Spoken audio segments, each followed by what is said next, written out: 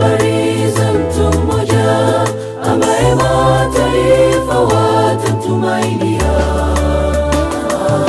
Habari zake zimehubiriwa kote ulimwenguni, maisha yake ya ajabu yashangaza. Jinsi alivyozaliwa, jinsi alivyotukomboa, mwana pekee wa Mungu aliyejitoa kwetu, kajibu tukufu, kafanana na mwanadamu, si kama mwana wa Mungu, mtu wa huzuni nyingi. Jinsi alivyozaliwa, jinsi alivyotukomboa, mwana pekee wa Mungu aliyejitoa kwetu, kajibu tukufu, kafanana na mwanadamu, si kama mwana wa Mungu, mtu wa huzuni nyingi.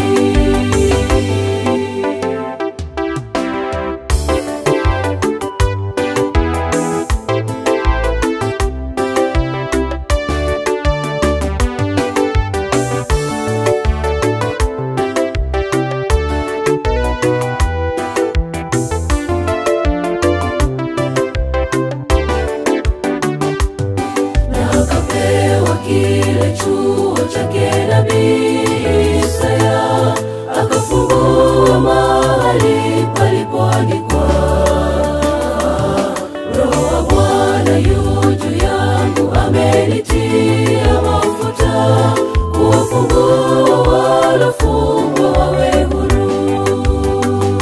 Kasulubiwa Mwokozi, wakamchoma mkuki, taji ya miba kichwani, ili tupate okoka, na akakishinda kifo, akapaa juu mbinguni. Ndiye mtetezi wetu, atupeleke nyumbani. Kasulubiwa Mwokozi, wakamchoma mkuki, taji ya miba kichwani, ili tupate okoka, na akakishinda kifo, akapaa juu mbinguni. Ndiye mtetezi wetu, atupeleke nyumbani. Nipe habari zake, ziburudishe moyo wangu. Mwana pekee wa Mungu aliyejitoa kwetu.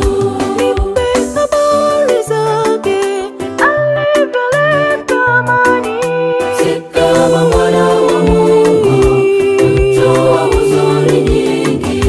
nipe habari zake, ziburudishe moyo wangu. Mwana pekee